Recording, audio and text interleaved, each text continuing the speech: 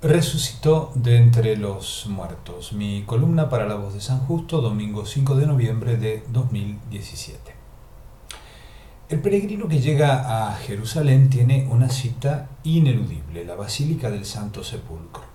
Construida por los cruzados en la Edad Media, alberga los lugares más santos para la fe cristiana, el Calvario y sobre todo aquella tumba de la que dice el Evangelio. En el lugar donde lo crucificaron había una huerta y en ella una tumba nueva en la que todavía nadie había sido sepultado. Pusieron allí a Jesús, es el relato según San Juan. La tumba está vacía. ¿Qué significa esa ausencia?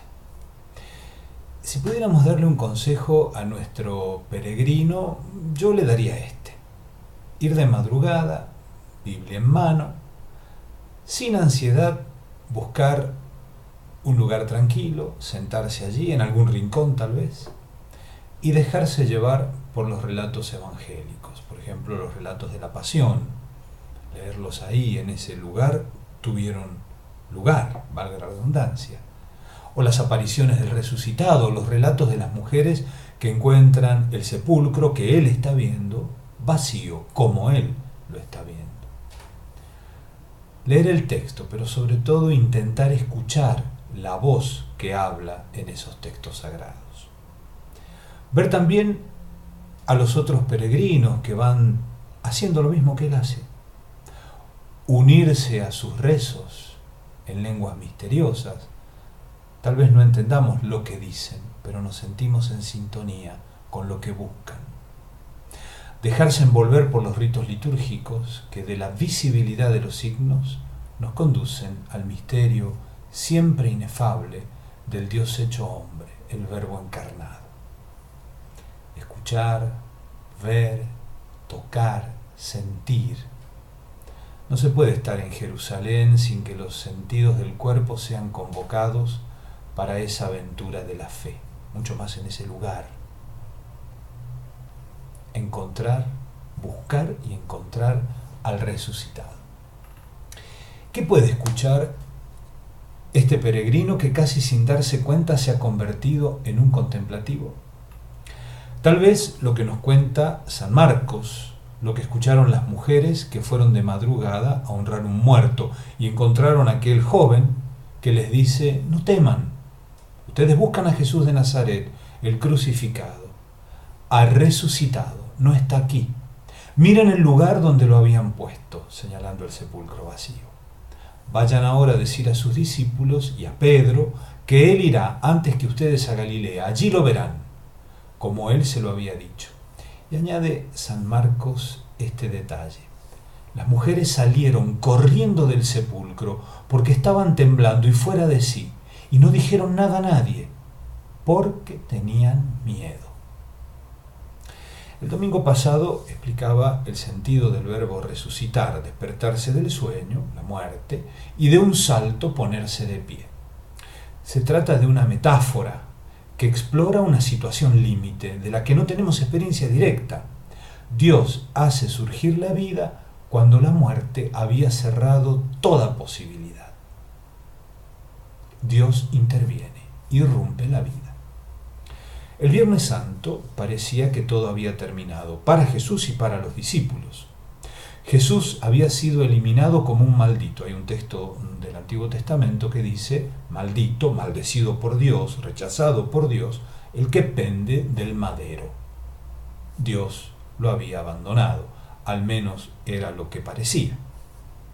Sus desilusionados discípulos vuelven a la vida normal, tal vez llevando en su interior la sensación que el resto de sus días tendrían esta nostalgia por una promesa que no se cumplió. Sin embargo, esa mañana, ante el sepulcro vacío, las mujeres comienzan a descubrir una realidad inaudita. Allí, en ese lugar, sepultura, lugar de muerte, ha comenzado a crecer para Jesús y para todo el mundo una vida nueva. Es más, la verdadera y definitiva vida que el Creador había soñado para su criatura más amada, el hombre, desde el principio. Dios, su Padre, resucitó a Jesús con el soplo vital del Espíritu y ahora se los revela a las mujeres para que lo anuncien a todos, vayan y lo cuenten.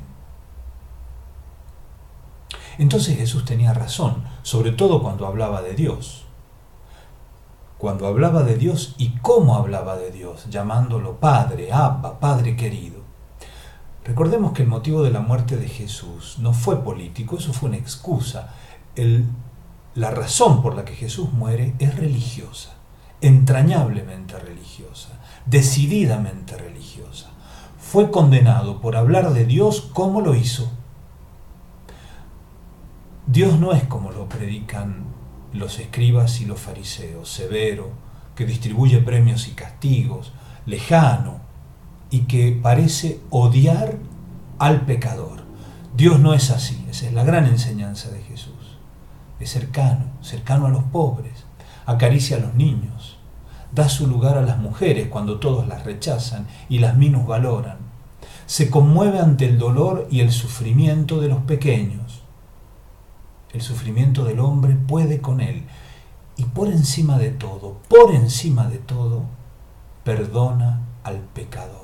El Padre de Jesús es alguien que ama perdonar al pecador.